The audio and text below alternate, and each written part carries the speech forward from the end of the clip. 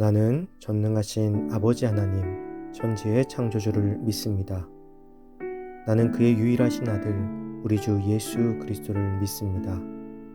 그는 성령으로 잉태되어 동정녀 마리아에게서 나시고 본디오 빌라도에게 고난을 받아 십자가에 못 박혀 죽으시고 장사된 지 사흘 만에 죽은 자 가운데서 다시 살아나셨으며 하늘에 오르시어 전능하신 아버지 하나님 우편에 앉아 계시다가 거기로부터 살아있는 자와 죽은 자를 심판하러 오십니다. 나는 성령을 믿으며 거룩한 공교회와 성도의 교제와 죄를 용서받는 것과 몸의 부활과 영생을 믿습니다. 아멘.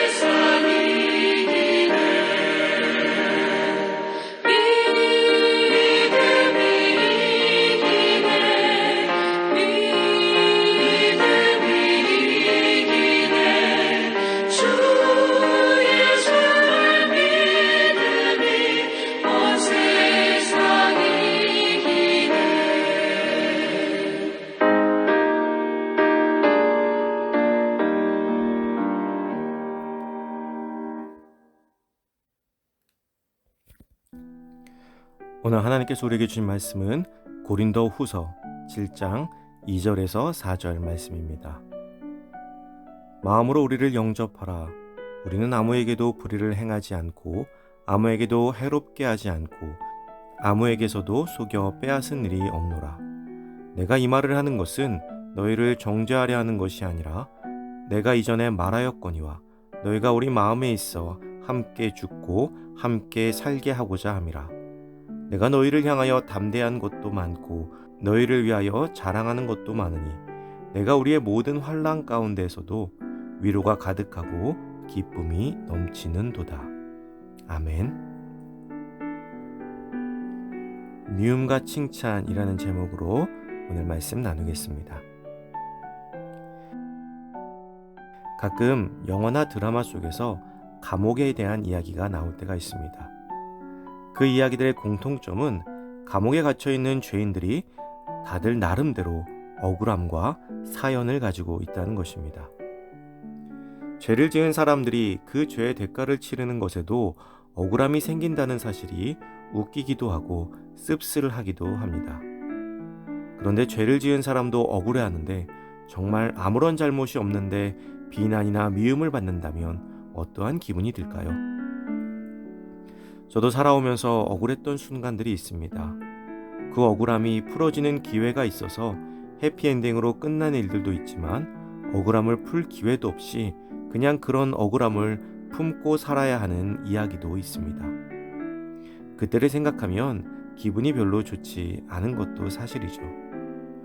누군가 나를 이유도 없이 혹은 오해를 해서 미워하거나 비난한다면 가만히 있는 것은 결코 쉬운 일이 아닙니다. 대부분의 사람들이 그 억울함을 풀기 위해 또 그 오해를 풀기 위해 때론 화를 내기도 할 것입니다. 우리가 그런 상황에 있다면 우리는 어떻게 해야 될까요? 오늘 말씀 속에서 사도 바울은 고린도 교회 성도들의 오해로 인해서 아주 억울한 상황에 처해 있습니다. 그런데 사도 바울은 분노하지 않았습니다. 이전에도 말씀을 나눴던 것처럼 자신의 사도적 권위로 그 오해를 억지로 풀고자 하지도 않았습니다. 우선 사도 바울은 고린도후서 6장에서 고린도 교회 성도들에게 자신을 향해 마음을 넓히라고 호소하였습니다. 그리고 오늘 본문에서 다시 한번 화해 요청을 하고 있습니다. 고린도 교회 성도들의 바울을 향한 비난은 세 가지였습니다. 첫째는 불의하다는 것입니다. 자신이 좋아하는 선교지에만 오래 머문다는 것이죠. 둘째는 해롭게 했다는 것입니다. 이것은 주로 율법주의자들이 바울이 전하는 복음이 율법을 부정하게 했다라는 데서 나오는 비난입니다. 셋째는 속여 빼앗았다는 것입니다. 바울이 궁핍한 예루살렘 교회를 위해서 모금한 것을 두고 오해에서 생긴 비난인 것입니다. 이 모든 것들이 전부 억울한 오해 혹은 시기와 질투에서 생긴 것이죠. 사도 바울은 그 억울함을 풀기 위해서 고린도 교회 성도들의 신앙 양심과 합리적인 판단에 맡기는 겸손과 관용과 사랑을 보여주고 있습니다. 바울은 고린도 교회 성도들과 함께 죽고 함께 살 것이라고 자신의 마음을 표현합니다. 이것은 고린도 교회 성도들을 위해서 자신은 죽음까지도 마다하지 않고 희생할 것임을 고백하는 것입니다. 그만큼 고린도 교회를 사랑하였던 것이죠. 바울이 세운 많은 교회들 중에 고린도 교회만큼 바울을 힘들게 한 교회는 없었지만 바울은 여전히 그들을 사랑의 마음으로 바라보고 있는 것입니다. 또한 바울은 자신을 비난하는 이들의 흠을 잡고 같이 비난하기보다는 그들을 자신의 자랑으로 내세웠습니다. 칭찬은 고래도 춤추게 한다는 말이 있습니다. 나를 미워하고 이유 없이 괴롭히는 사람을 같이 욕하고 비난하고 미워하기보다는 그를 칭찬해 보십시오. 어린 시절 친했던 친구와 큰 이유는 없지만 서로 미워하고 비난했던 때가 있습니다. 지금 생각해도 서로 왜 그랬는지 기억이 나질 않습니다. 그렇게 몇 년을 서로 무시하며 지냈습니다. 그러다가 우연한 계기로 다시 함께하게 되었어요.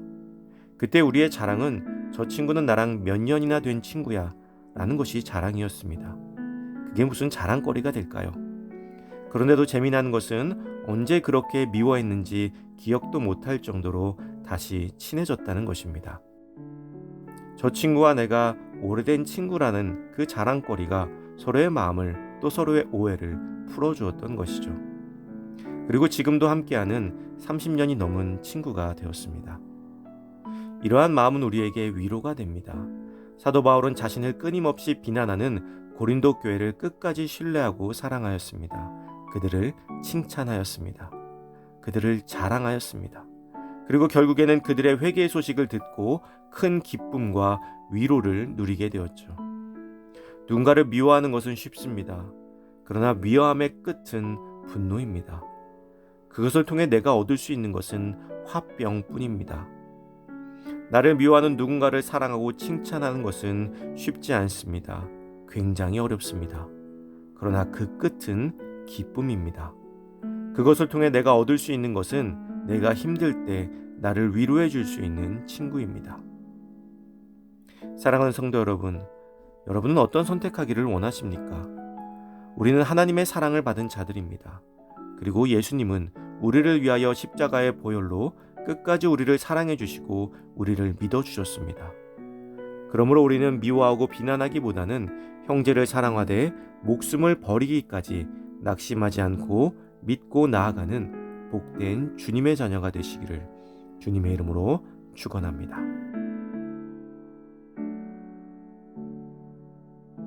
이 시간 주어진 기도 제목을 놓고 기도하고 또 각자의 기도 제목을 가지고 기도하도록 하겠습니다.